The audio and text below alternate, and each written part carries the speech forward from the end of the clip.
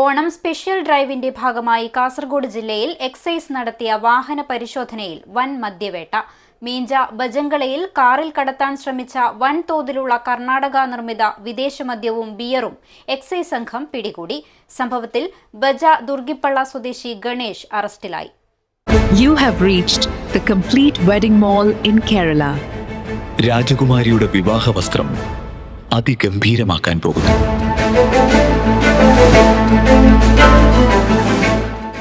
ഓണക്കാലത്തെ അനധികൃത മദ്യക്കടത്ത് തടയുന്നതിനായി എക്സൈസ് വകുപ്പ് നടത്തിയ കർശന പരിശോധനയിലാണ് വൻ മദ്യശേഖരം പിടികൂടിയത്.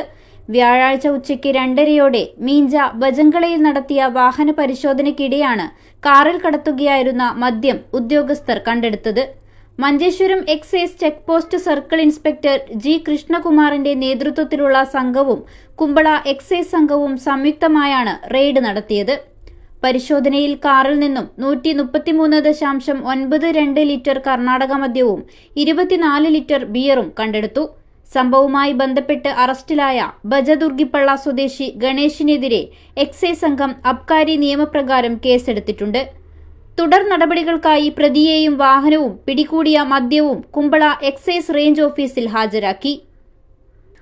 Kumbla excise inspector KV Shravan, assistant excise inspector AB Abdulla, preventive officer Moideen Sadiq ഉൾപ്പെടെയുള്ള ഉദ്യോഗസ്ഥ സംഘമാണ് റെയ്ഡിന് നേതൃത്വം നൽകിയത്.